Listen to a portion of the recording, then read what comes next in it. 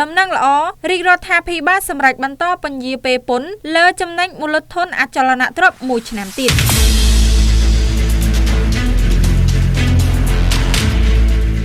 រាជរដ្ឋាភិបាលសម្រេចពន្យាពេលអនុវត្តពន្ធលើចំណេញមូលធនផ្នែកអចលនទ្រព្យរយៈពេល1ឆ្នាំទៀតនេះបើតាមសេចក្តីជូនដំណឹងស្តីពីការពន្យាការបរិច្ឆេទដាក់ឲ្យអនុវត្តពន្ធលើចំណេញមូលធនផ្នែកអចលនទ្រព្យរបស់អគ្គនាយកដ្ឋានពន្ធដារយោងតាមសេចក្តីជូនដំណឹងរបស់អគ្គនាយកដ្ឋានពន្ធដារនៃក្រសួងសេដ្ឋកិច្ចនិងហិរញ្ញវត្ថុចេញផ្សាយនៅថ្ងៃទី 2 ខែមករាឆ្នាំ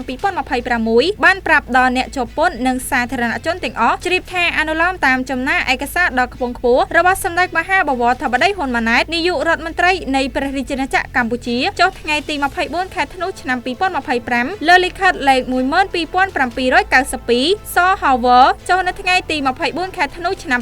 2025 របស់ក្រសួងសេដ្ឋកិច្ចនិងហិរញ្ញវត្ថុរាជរដ្ឋាភិបាលបានសម្រេចពន្យាពេលអនុវត្តលើពន្ធចំណេញមូលធនផ្នែកអចលនទ្រព្យរយៈពេល1ឆ្នាំទៀតប្រពន្ធបានលើកឡើងបន្តថាចំពោះពន្ធលើចំណេញមូលធនដែលសម្រេចបានពីការលក់ឬផ្ទេរអចលនទ្រព្យត្រូវចាប់ផ្ដើមអនុវត្តលើចំណេញមូលធនដែលកើតមានឡើងចាប់ពីថ្ងៃទី 1 ខែមករាឆ្នាំ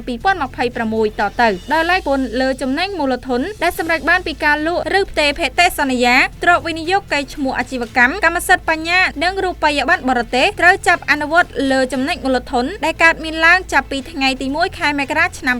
2026 នេះតទៅ